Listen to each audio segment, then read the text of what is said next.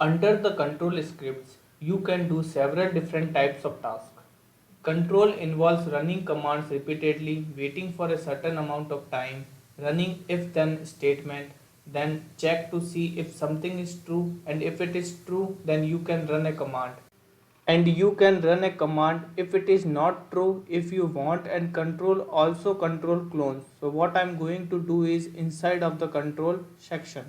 So see, controls command contain a multiple number of code blocks due to which you actually enhance your creativity. Let's take an example. See, firstly we drag and drop sphere and cylinder into our platform, and with the help of transform property reduce the dimension of cylinder and set it to 0.4. Add an environment, let's say select default as an environment. After all, move a sphere with the help of event option. So when we press up arrow, it moves towards forward. Or if we press down arrow, it corresponding move towards backward.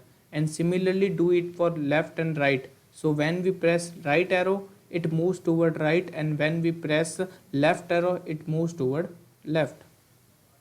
Now simply drag and drop this code block from event option and select if else condition code block from the control option, and put a condition that when sphere touches to the cylinder, cylinder color will change, and let's say green color change into red color. So for this particular condition, we select a collision code block from object option and put it into the if condition here, and give a command that cylinder color will change and it becomes red, and also with the help of action command name of the color will shown at the time of the collision. We also give command in else block that when the sphere is far from the cylinder, it will show blue color. And similarly with the help of action command, the name of the color will display after previewing our project.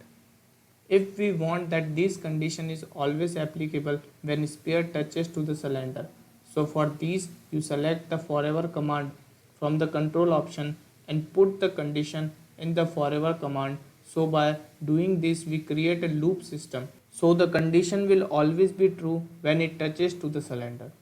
So from these I guess you are much more familiar with the control keys. Now you can also invisible your obstacle at the time of collision.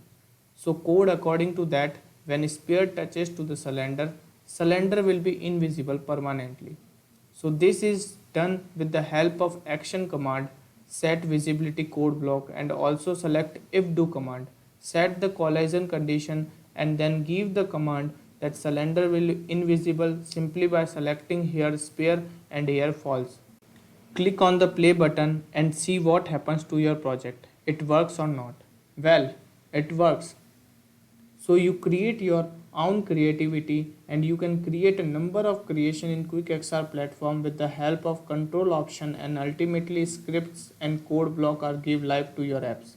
So I encourage you to play around with this and see what you get. I will stop the app down. So to review, the control scripts are there to control the flow of your application.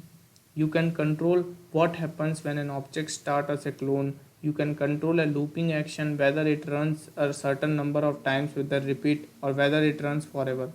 You can wait a certain amount of time before you perform something. You can do if then statement, and you can manage all of your clones as well.